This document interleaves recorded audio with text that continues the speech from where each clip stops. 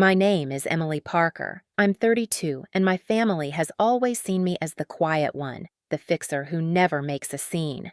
6 months ago, I discovered a secret that could destroy all three of them: my husband, my sister, and my own mother. I planned to keep it hidden, let them believe I was too weak to fight back.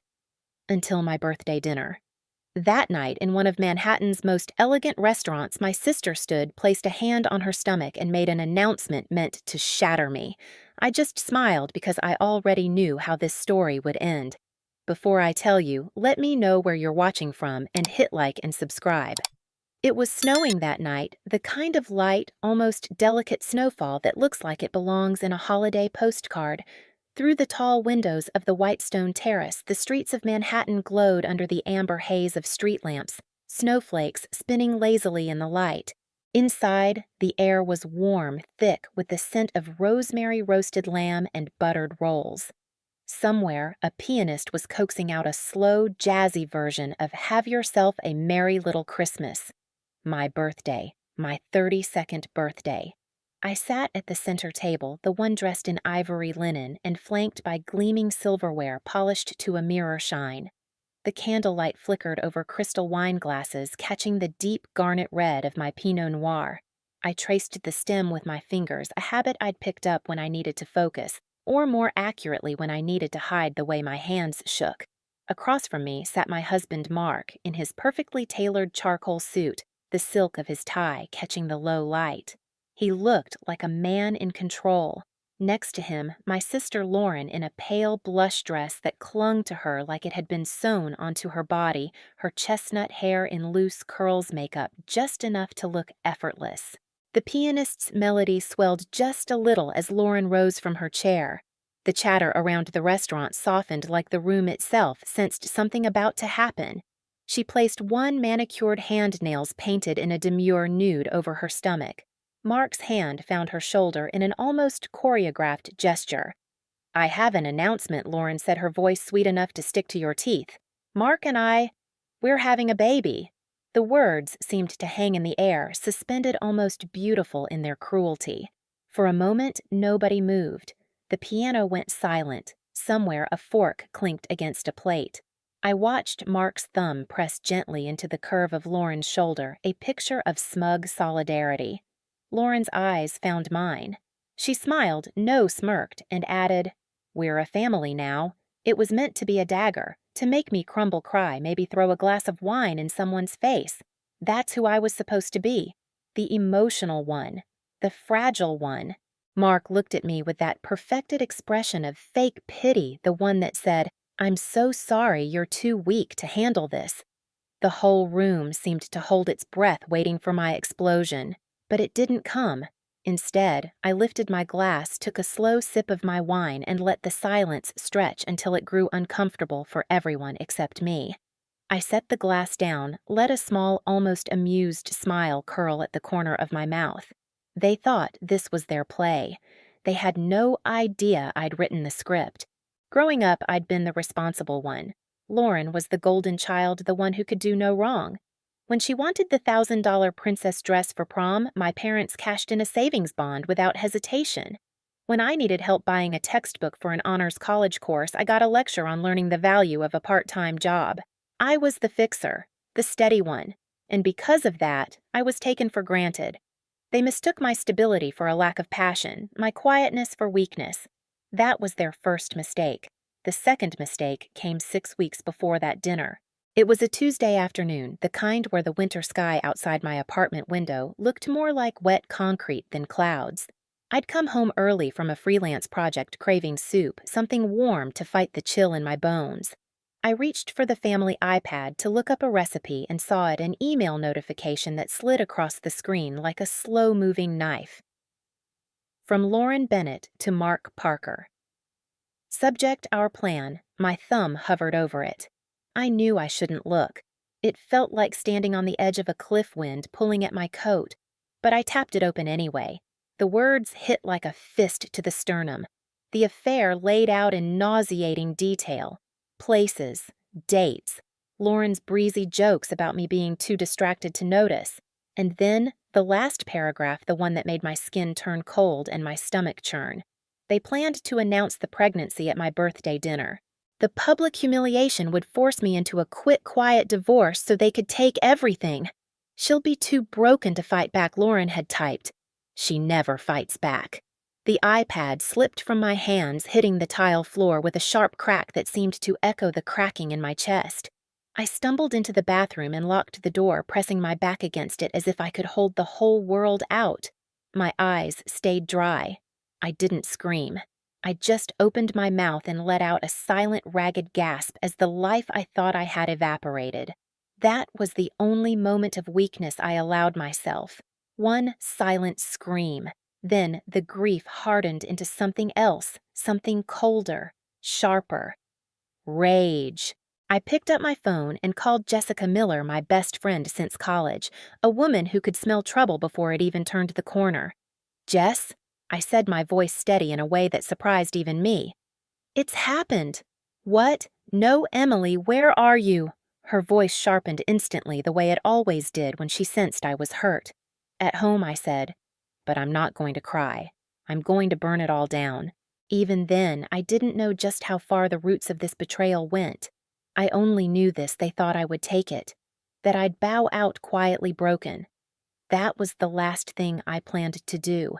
And as I sat there in the warm glow of the Whitestone Terrace 6 weeks later, my glass of Pinot in hand, a single white rose in the vase between us, a rose I'd brought myself. I already had every piece I needed for the endgame. They just didn't know it yet. The night after I read that email, sleep didn't come. Not even the restless kind, the kind where your body drifts, but your mind keeps running laps. I lay in bed, staring at the ceiling, tracing the faint water stain near the corner, a reminder of the leaky roof the landlord kept promising to fix. Every few minutes, the radiator hissed, releasing a puff of heat that felt too warm for my skin. My phone sat on the nightstand screen dark, but my mind was lit up with one single, relentless question. How long has this been going on? Betrayal feels like drowning. One moment you're breathing, the next you're thrashing in water you didn't even see coming. By 4:30 a.m., I'd given up pretending to rest. I slipped into my robe, padded barefoot into the kitchen, and made coffee, not because I needed caffeine, but because I needed something to do with my hands. The steam curled up from the mug. My fingers wrapped around the ceramic grounding me. That's when another memory surfaced, uninvited a year ago, sitting on the edge of our bed, tears soaking the collar of my t-shirt while Mark stroked my hair. "It's not you, Em," he'd whispered, voice heavy with what I thought was compassion. "The doctor said, I'm fine. It must be you." At the time, I'd believed him. I'd carried the weight of that sentence for 12 months, the unspoken, "you're broken," ringing louder than any apology he gave. But now I couldn't stop replaying it with a different lens. If Mark was capable of orchestrating this, could I trust that moment? Could I trust anything? The thought was like a stone in my stomach. And suddenly, I knew exactly what I needed to do. Jessica picked up on the second ring, her voice still groggy from sleep. "Emily, it's 6 in the morning. "I need you," I said. There was a pause, the sound of her shifting in bed. "All right. What's going on? I want the real results from Harborview Medical." "From a year ago. The fertility tests." Jess was awake now, her tone edged with skepticism. "That's tricky. High pay, laws, patient confidentiality. It's like a fortress." "I'm his wife." I countered, my voice hardening in a way that made even me take notice. "There has to be a key to that fortress." Another pause. "There might be," she admitted. "But it'll take time. And paperwork. Signed consent forms. The kind you're not exactly supposed to have unless you find them in his old files." I finished for her. "Emily," she began, warning in her tone. "I'm not asking you to approve," I said. "I'm asking you to help me end this the right way." For the next week, my life turned into a quiet, relentless hunt. While Mark worked late, or claimed to, I combed through our home office. Drawer by drawer, folder by folder. Receipts, tax returns, junk mail that should have been thrown out years ago. On the fourth night, I found it a manila folder labeled Northwood, the clinic he claimed to have gone to. Inside was a stack of paperwork, and at the very back, a signed consent form with his messy scrawl. I texted Jess a photo. 10 minutes later, she called me. "This will work," she said simply. It took another week of phone calls, polite lies, and a bit of what Jess called social engineering, the art of making someone want to help you without realizing they're breaking a rule. On a rainy Thursday afternoon, an email landed in my inbox. The subject line, Harborview Medical, patient report. I stared at it for a full 30 seconds before clicking. The PDF opened rows of medical jargon blurring before my eyes until I scrolled to the summary at the bottom. Patient exhibits 0 sperm motility. Diagnosis azoospermia. Sterile. The word sterile seemed to grow on the screen letters, towering over me like a verdict. I didn't cry. I didn't even gasp. I just sat there feeling the hum of the refrigerator behind me, the faint metallic taste of coffee still on my tongue. It wasn't shock, not anymore. It was confirmation. Mark hadn't just cheated. He had let me carry the crushing belief that I was broken, knowing full well it was a lie. A clean, total, calculated lie. If he could lie about that, he could lie about anything. That thought stuck like a thorn I couldn't pull out. I opened my laptop again this time, pulling up our joint bank statements from that month a year ago, the month he'd claimed to pay for expensive testing. There was no payment to Harborview Medical, not a dime, but there was a withdrawal. Cash. $20,000. My gut clenched. The next evening, I met Jess at a small wine bar tucked into a side street in Soho, the kind of place with exposed brick walls and low jazz where secrets felt safe. "I need a PI," I told her, fingers tracing the rim of my glass. "Private investigator," she repeated. "Emily, you already have enough to. I'm not interested in proving he's cheating." I cut in. "I know he is. I need to follow the money, find out where that 20 grand went, and if there's more." She studied me for a long moment, then nodded. "I know someone. Old school. Discreet." 2 days later, I was sitting across from Thomas Reed in a cramped office above a bookstore in Brooklyn. He was in his 60s wire-rimmed glasses perched low on his nose, the smell of tobacco lingering in the air like a stubborn ghost. "I don't care about the affair," I told him, sliding a folder across the desk. "I want the financial trail. Every cent that doesn't make sense." He adjusted his glasses, scanning the papers. "You're expecting to find something." "I'm expecting to find everything I said." He gave a small, knowing smile. "All right, Mrs. Parker. Let's see what your husband's been hiding." For 2 weeks, I lived in a strange kind of limbo, going through the motions of daily life while knowing there was a fuse burning somewhere I couldn't see. Mark would come home late, smelling faintly of cologne I didn't recognize, and I'd greet him with a smile so practiced it could have fooled an actor. We'd eat dinner talk about nothing, and I'd wonder if he could feel the ground shifting under him. Every night before bed, I'd glance at the white rose on my nightstand, fresh replaced every week from the same florist. He'd been giving me white roses since our first fight years ago as a peace offering. Now I saw them for what they were, a prop in his performance. A reminder that peace had always been conditional.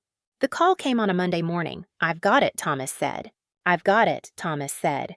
His voice was calm, but there was a current underneath, like he knew exactly what his words were about to do to me. "When can we meet?" I asked.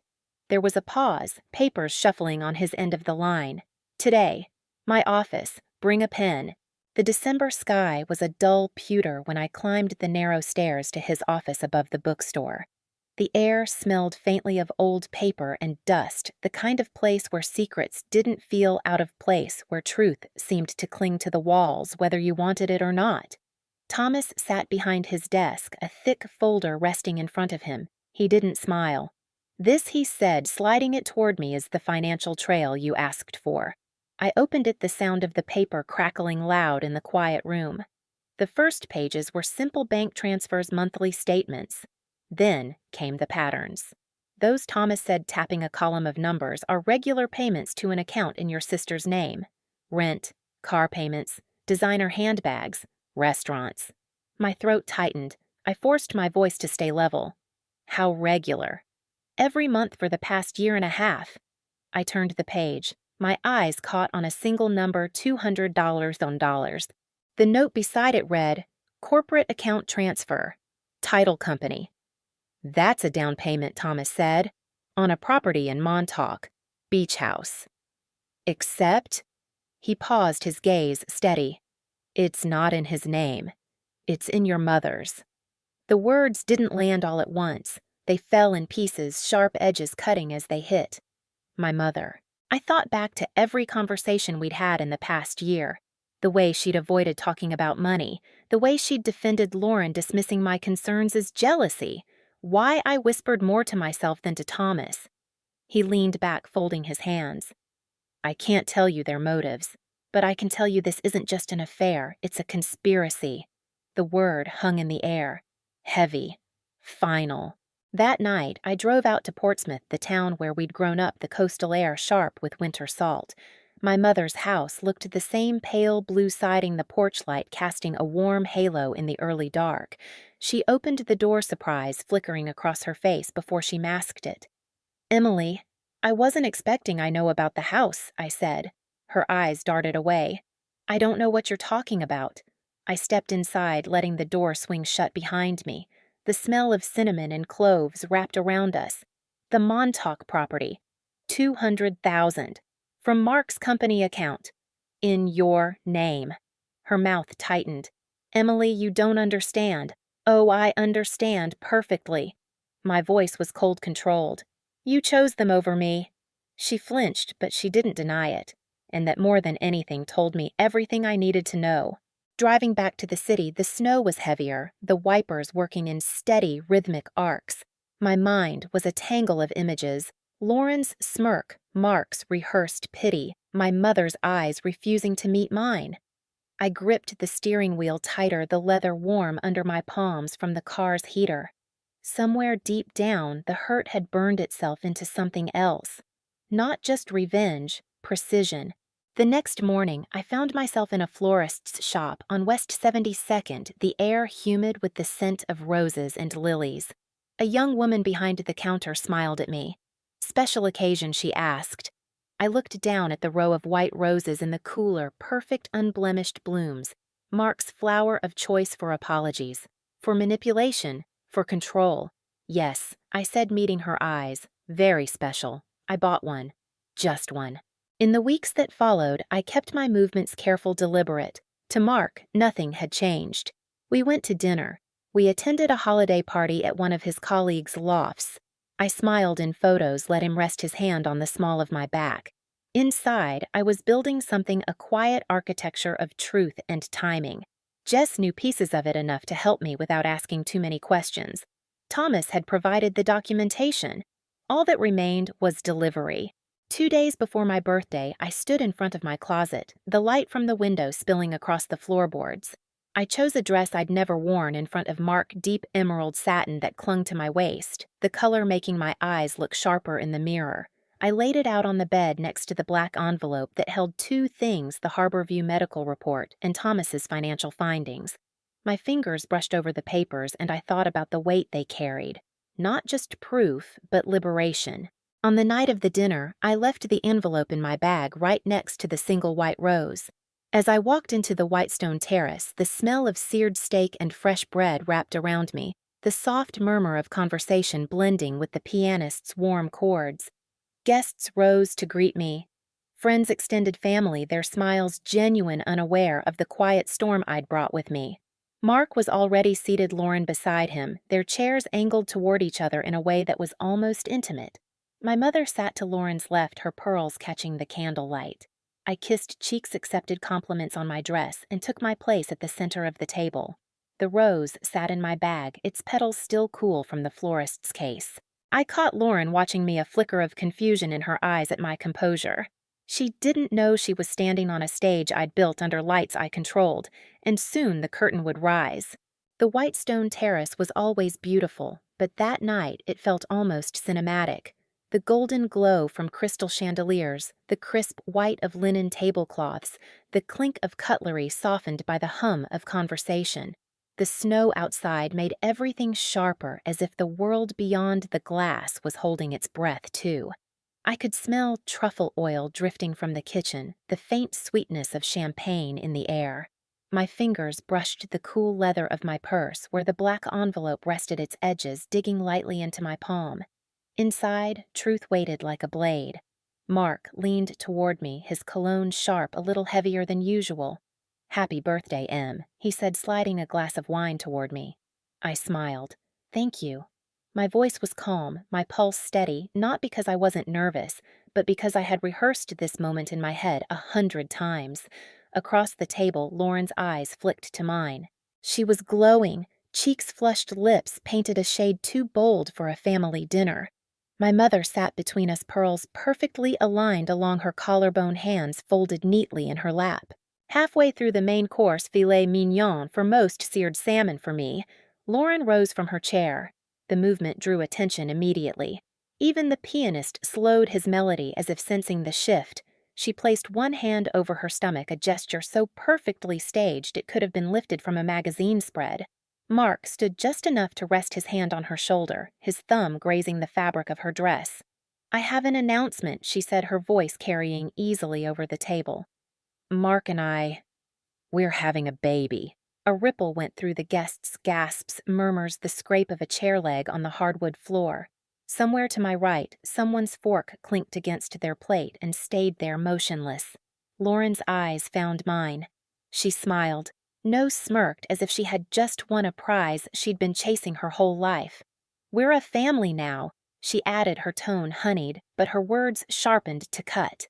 I knew what everyone expected, that I'd break, that I'd cry, maybe shout, maybe even storm out. That was the Emily they knew, the one they thought could be shattered by a single blow. Instead, I picked up my wine glass, turned it slowly by the stem, and took a sip. The Pinot Noir was warm on my tongue, a deep, velvety red that felt like armor. I set the glass down, smiled, let the silence spread slow and deliberate until it wrapped around the table like a fog.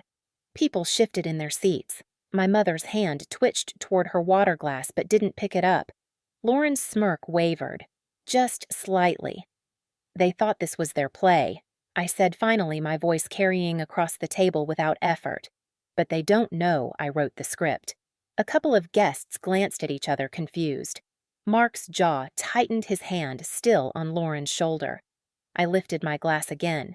To family, I said, my gaze steady on Mark. Then I let the next words drop like a stone. "And to the truth." I reached into my purse, fingers brushing the petals of the white rose before finding the envelope. The black paper looked stark against the warm tones of the restaurant. I slid it across the table toward Mark. He frowned. "What's this?" His voice was low, wary. "The truth," I said, "from Harborview Medical. From last year." He opened it, pulling out the single sheet. I watched his eyes flick down the page and then freeze. The color drained from his face so fast it was almost fascinating to watch. "What is this?" he demanded, but his voice cracked on the last word. "It's your medical report," I said, making sure my voice was clear enough for every person at the table to hear. "It says you're sterile, Mark. 0 sperm motility. Which means—" I turned my gaze to Lauren, whose smirk had vanished entirely. "That baby you're carrying can't possibly be his." The room erupted in whispers, gasps, and the occasional muffled, "Oh my God!" Someone dropped a napkin. The pianist stopped playing entirely. Lauren's face went pale, her eyes darting between me and Mark. Her hand slipped from her stomach as though the gesture had suddenly become too heavy to hold. "That's not," Mark started, but I cut him off. "The biggest lie wasn't you sleeping with my sister?" I said, my voice cold as the snow outside. "It was you pretending you could be a father." Lauren inhaled sharply, a sound halfway between a sob and a gasp. She looked at Mark, her voice barely above a whisper. "Mark," but he didn't answer. He was staring at the paper in his hands like it might catch fire. Across the table, my mother's mouth had fallen open. Her pearls seemed to gleam brighter under the lights, each one a perfect little bead of disbelief. I let the silence settle again, the weight of it pressing into every corner of the room. Inside, I felt the first crack of satisfaction. Not joy, not yet, but the knowledge that the facade they'd built was already starting to crumble, and I wasn't done. Not even close. The first blow had landed. I could see it in the way Mark's shoulders hunched in the tremor that passed through Lauren's fingers as she tried and failed to keep them still in her lap. The guests were frozen, some leaning forward as if afraid to miss a single word. I could feel the heat of their attention, the way their eyes darted between us like they were watching a tennis match no one had bet on, but everyone wanted to see. But they didn't know there was a second serve coming. I let the tension breathe for a moment, sipping my wine again, letting the silence stretch just enough for discomfort to grow like vines around the table. Then I turned my gaze to my mother. "And Mom," I said, my tone softer, but only in the way frost is softer than ice. "That beach house is lovely. But when Mark's company finishes their fraud investigation into the missing 200,000, I let my eyes drift to Mark for just a heartbeat before landing back on her. "They're going to want it back." The color drained from her face as if I'd flipped a switch. "Emily," she began, voice low but strained. "You don't understand." "Oh, I understand perfectly." I set my glass down the stem, making a precise click against the table. "I understand you let my husband funnel stolen money into a property in your name. I understand you stood by while he paid my sister's rent, her car, her shopping sprees, all with money that wasn't his to give. And I understand that not once did you think I deserved to know." A collective murmur rose from the table, the kind of sound that makes the air itself feel charged. Mark's chair scraped loudly against the floor as he shot to his feet. His face had turned a deep, blotchy red. "You witch!" he spat, lunging across the table. Two of the restaurant's security staff appeared almost instantly, their large hands gripping his arms and pulling him back before he could get close enough to touch me. He struggled, cursed, kicked the picture of a man unraveling in real time. Lauren sat frozen, eyes wide, mouth slightly open, as though she couldn't quite process that the night had veered completely off the script she'd imagined. I stayed seated, calm, watching the storm I'd unleashed tear through the facade they'd built. When the security guards dragged Mark toward the door, I rose slowly from my chair, smoothing the satin of my emerald dress with one hand. My purse sat beside my plate, the white rose still nestled inside. Lauren snapped out of her daze just enough to reach for me, her fingers clamping around my forearm.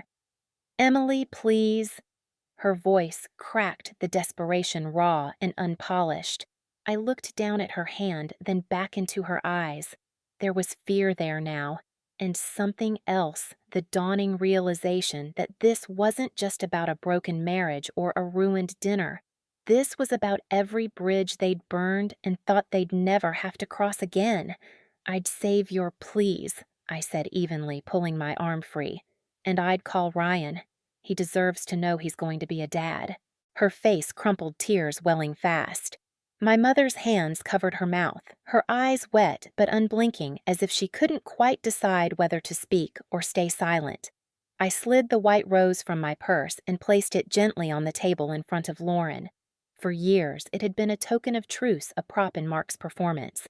Tonight, it was something else entirely, the last piece of a costume they could no longer wear.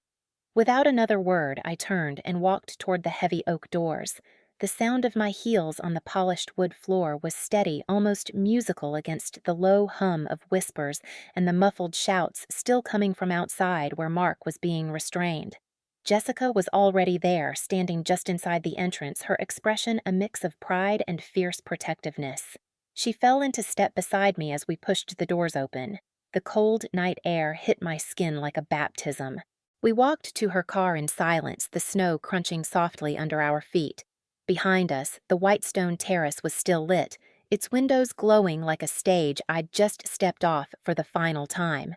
As Jessica started the engine, she glanced at me. "You okay?" I looked out at the falling snow, the city lights turning each flake into a spark before it melted into the street. "I'm breathing," I said, and for the first time in a long time, it was true. The next 6 months would be a blur, lawyers' depositions, the kind of paperwork that came in stacks heavy enough to bruise your hands. But that night, walking away from that table, I already knew the story wasn't ending. It was just changing narrators. 6 months is a strange stretch of time. Long enough for seasons to change, short enough for the scars to still feel tender. The first 3 weeks after that dinner were a blur of phone calls and legal consultations. Mark tried calling me 3 times once from his personal number, twice from numbers I didn't recognize. I didn't pick up. His voicemails were a mix of rage and pleading, each one sounding more unhinged than the last. Jessica insisted on staying with me for the first week, claiming she didn't trust the idiot not to show up in person. She stocked my fridge, forced me to eat, and reminded me to breathe whenever my mind wandered into dark corners. The divorce moved faster than I'd expected, partly because Mark was too busy trying to plug the leaks in his company's accounts, partly because my attorney was a quiet predator in a navy suit. Every time my lawyer slid another document across the table, I felt a little more of the weight lift. The prenup, something Mark had once insisted was just a formality, turned out to be my shield.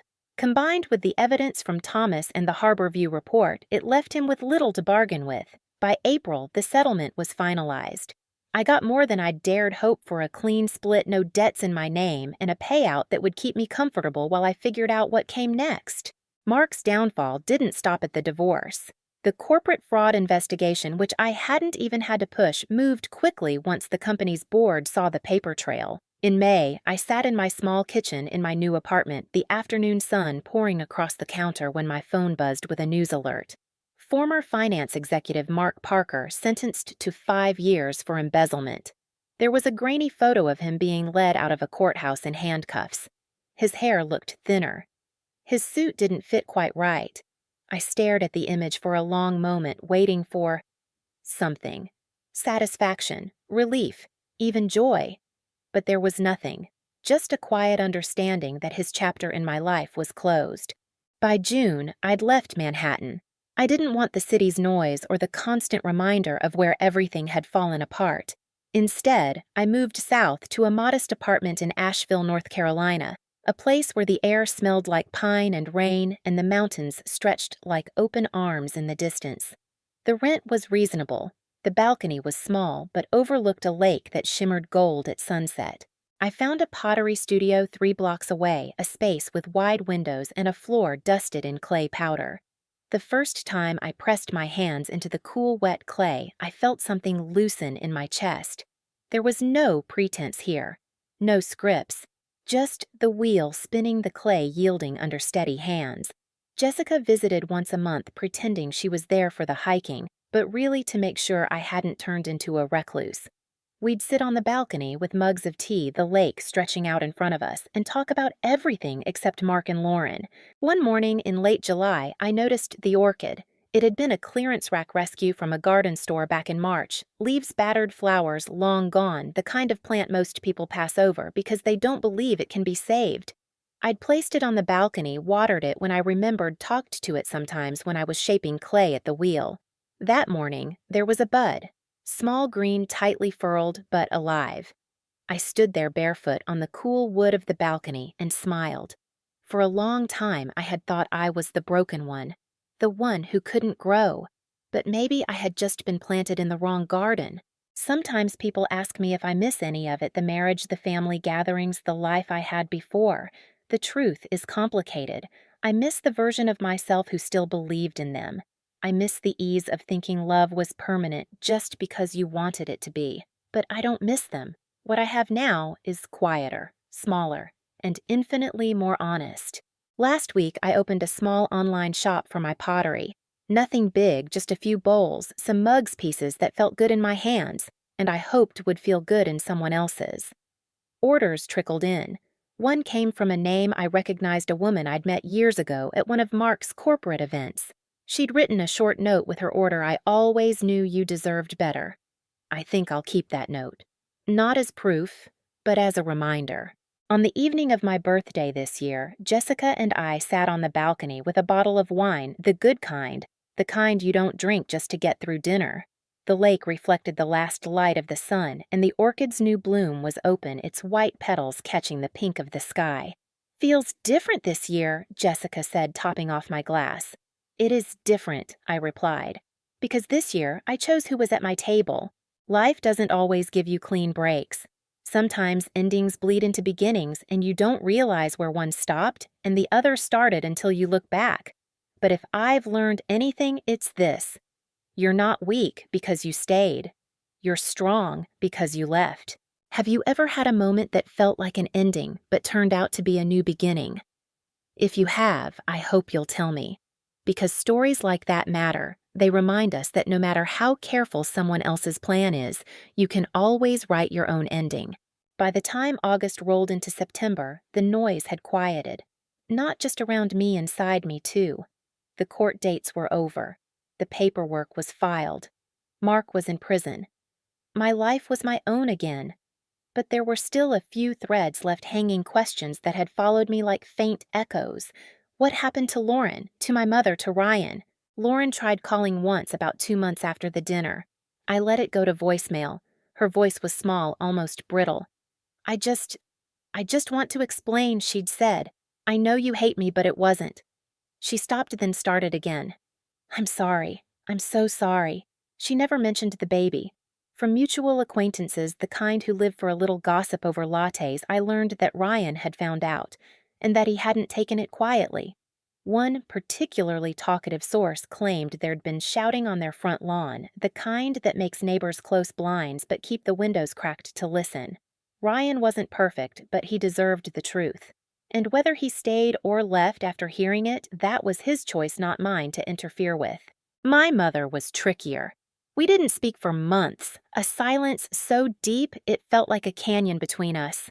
Then, one rainy afternoon in late summer, she sent me a letter, handwritten. 2 pages. She didn't deny what she'd done.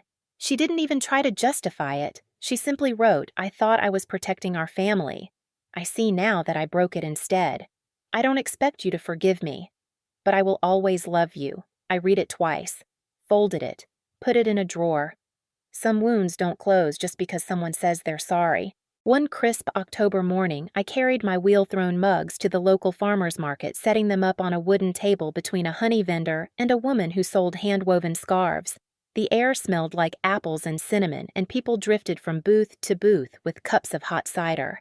I caught myself watching strangers pick up my pieces, running their fingers over the curves, turning them over to feel their weight. There was something grounding about knowing the things I'd made with my own hands were out in the world, holding someone else's morning coffee or tea. That night back on my balcony, I noticed the orchid again. The first bloom had faded, but a second was opening slower this time, but steady. Sometimes I think about that dinner at the Whitestone Terrace, the way Lauren's smirk faltered, the way Mark's face drained of color, the way my mother's pearls seemed too heavy for her neck all of a sudden. But more than that, I think about the moment I pushed open those oak doors and stepped into the winter air. It wasn't the cold that made me shiver. It was freedom. If you've listened this far, you probably know this story isn't just about betrayal. It's about boundaries. It's about seeing yourself clearly even when the people closest to you want you to believe you're something smaller. And maybe if you've ever stood at the edge of something that felt like an ending, it's about knowing you can take one step forward and find out it's a beginning instead. So let me ask you, have you ever had to write your own ending? If you have, I hope you'll share it. Because telling it might just help someone else find the courage to write theirs. And if my story stayed with you, if it made you feel a little less alone in your own battles, I'd be grateful if you'd give this video a like and subscribe for more stories. After all, there's always another chapter.